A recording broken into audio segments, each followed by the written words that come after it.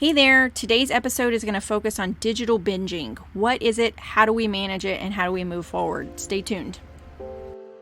Welcome to your source for tips, tools, and support to help you be that mom that is tuned in and proactive for yourself, your family, and for the wild ride of raising kids in this digital age. Inspired by a mother's love with a relatable, real-life, proud-to-be that mom flair. This is the Be That Mom movement with your host, Dolly Denson. Hey friends, did you hear? There is an app that will transform the safety of your kid's smartphone and technology use. It is my favorite way to sleep easy at night and have peace of mind because it is monitoring my kids' activity online without me being in their business. It is the Bark app, and yes, bark like a dog, bark, bark, bark. It tells you when there's something that you need to be concerned about. Starting at a small fee each month, you can protect your whole family across all devices. Get connected with Bark today. Use code BeThatMom for 20% off your subscription for life and get a 7-day free trial to check it out. Hey there, friend. So today we are going to talk about digital binging. It is something that probably most of us are dealing with to some degree, either in ourselves or our kids. So I want to do a little bit of a focus on this, and I'm going to give you a free download that you can go download with ideas of activities that you can do as an alternative to always being on a device. So we all know that being on devices in our whole digital age is a wonderful thing in many ways, and we cannot negate that fact. We are staying connected in our world right now because we have digital devices. We have entire companies and schools being run through digital devices in order to keep us safe from the pandemic that's going on right now. So we have to be grateful for that. But we also have to be aware of the effects on our children if they are using devices for prolonged periods of time. So digital binging is basically when you are on a device or a screen for a prolonged period of time uninterrupted. This could be watching a show, it could be social media, it could be YouTube, it could be playing a game. Any of those things for a prolonged period of time is considered digital binging. Now, why is this a concern? Why should we be worried about this at all, right? I mean, we probably as kids sat and watched movies for hours on end. If you were my age, you probably played Atari and then Nintendo when it first came out and would spend hours on end doing those things. Yes, we did do those things and we didn't have harmful effects for the most part, right? At least as far as we know. But today, in today's day and age, with so much prevalence of digital things, and then also depending on where you are in the world right now, we are not getting out and doing as many activities, spending time with family, going to parties, having sporting events, having other outside entertainment things that we do. So we're spending more time on the screens. And what they have found happens when you are on a screen for a prolonged period of time is there is a physiological effect in the brain. And I know I've mentioned this in other episodes, but I want to specifically focus on the prolonged screen time and the digital binging and how that affects things. So when considering a child's brain, you know, as I've mentioned in other episodes, that their brain, just like the rest of their body, is still developing. As an adult, it probably doesn't have as dramatic of an effect on us because our brain is fully developed, but it still does have an effect on us. So when time is spent doing something that is instant gratification, such as social media or playing a game, the brain produces a chemical called dopamine. I call it like a happy hormone. It's basically like your pleasure center, your reward center. So like you eat a piece of chocolate or some type of food that you find really enjoyable, it's a dopamine release that creates that enjoyable sensation. So when you are on games, that is instant gratification. A child gets onto that game and instantly is getting gratification by the activities that they are doing. Whereas if you take the child and they're going to bake cupcakes, measuring out the ingredients and getting it all mixed up isn't exactly the same type of gratification. But once the cupcakes go in the oven and are baked and come out, there's gratification there when they eat them, if they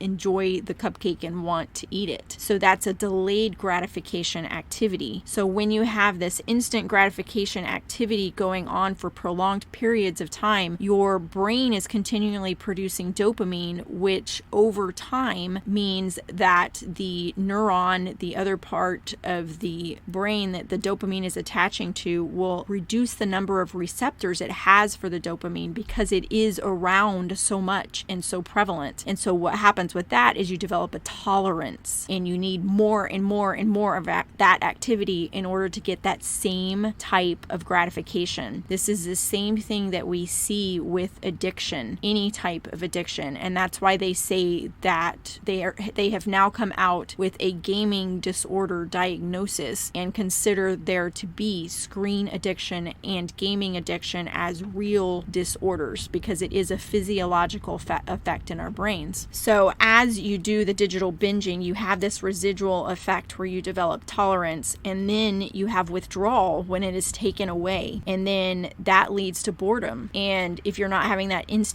if you're used to the instant gratification, then you're going to go and seek more of the instant gratification, and those things that don't provide instant gratification are just not like desirable, enjoyable, don't have the same appeal as sitting on a screen playing a game. And I think this can apply to adults too when it comes to things like Candy Crush, or I used to play Angry Birds for hours on end, and I haven't played that in years and years and years, but Angry Birds, I still play Candy Crush occasionally, but I limit myself to a certain number of hours, or not hours, I don't even play it for hours. I may play it for 15 minutes to 30 minutes a day as part of my kind of like winding down time from my day, but it can apply to all of those types of things. It's the instant gratification versus delayed gratification. So what can we do to handle this? Basically, what is recommended by experts in this field, psychiatrists and psychologists, is to make a list of activities that are low dopamine activities. And it depends on the age of your child as to what this is going to look like, but it can be stuff like arts and crafts, making bracelets, making lanyards, having manipulatives like clay, painting, coloring, drawing, things like that. It can be assembly type things like building Legos, building rockets or models, having a puzzle that you put together. It can be indoor and backyard activities like an obstacle course, camping, making forts and tents inside, reading books, computer skills that are specific for an activity like programming, graphic design, or coding, charity work, cooking, just having conversations with family and friends via FaceTime, dancing, board games, card games, ping pong, helping with chores and home repairs, puzzles like a Rubik's Cube, musical instruments, online classes like martial arts or photography. All of those things would be considered low dopamine activities. So basically they have some constructive thing to them, but they don't give you that instant gratification. So make a list of those things, and I'm actually going to put a downloadable list of these things in the show notes so you can download some ideas for these things and then customize them for yourself. And then second thing is schedule blocks of time. What is recommended is to not do like 5 hours of screen time. So now you have 5 hours of low dopamine activities. It is actually better for the brain if you were doing like an hour of the high dopamine activity and then do an hour of the low dopamine activity. And then the third thing is just to start trying to have them self-regulate. So if they see that they have these blocks of time and they know that this certain game in Fortnite normally takes 40 minutes, they know that if they only have an hour, well, they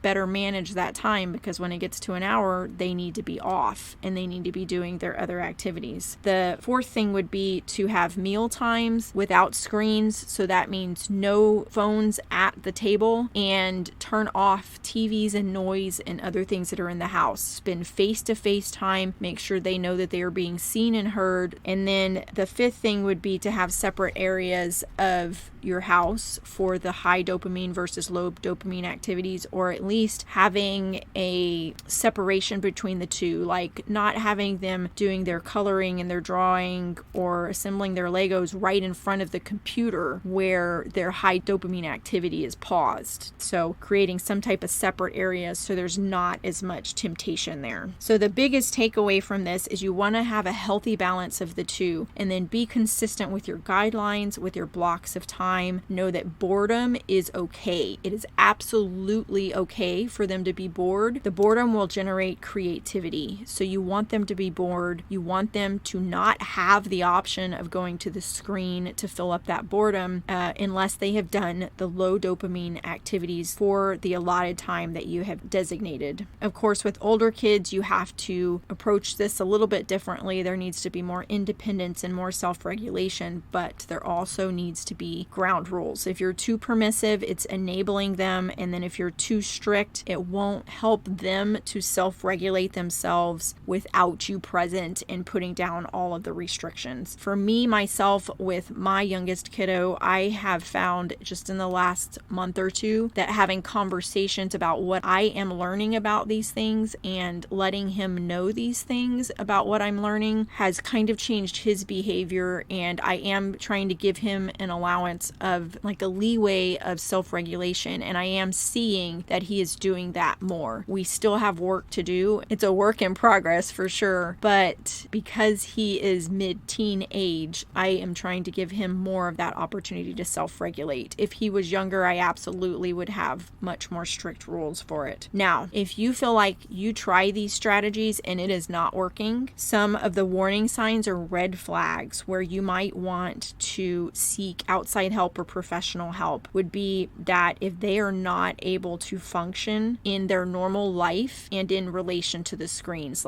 So if they are completely neglecting the daily activities of brushing their teeth, getting up to use the bathroom, taking a shower, that would be a concern. The other warning signs would be seeking behaviors such as being aggressive about wanting to play their games, lying about them, sneaking them at night, stealing money in order to buy the different things on the game. These are warning signs. I'm sure there are others, but basically everything I've shared, I want you to use it as a guide, but please don't hesitate to seek outside help if you feel like it is necessary. It is not shameful at any point in time to seek the help of a professional who has formal education in this area. So absolutely do that for yourself and your family at any time, and know that this is definitely something that all of us are enduring. And my goal with this podcast is to be that mom that is helping connect you to real life tips that you can use going forward. And I hope that that is what this podcast is doing for you. If you find this helpful, please write me a review. It's very, very easy to write a review. I never realized how easy it was until I launched my own podcast, but that will help me to get this into the ears of more moms out there. So I would really appreciate it if you would do that for me. And then also, please join my free community on Facebook. It is a non-judgment zone for you to be that mom and to link arms with other moms so we can be that mom strong. And then also, please check out the free downloadable I am putting in the show notes for this episode for low dopamine activity ideas for you and your family. And as always, go forward and be that mom strong. Thanks so much for tuning in, and I'll chat with you next time. So did you hear there's actually a dumb smartphone? It is like the best thing for parents as we introduce the digital world to our kids. It is created by a dad that wanted to give his child a phone without giving them access to the entire world. No internet, no pictures, no sleazy messages, and seriously, your kids can't fool you with this either. Grab your Gab Wireless dumb smartphone today at gabwireless.com using code BeThatMom for money off to get you started and keep your kids safe.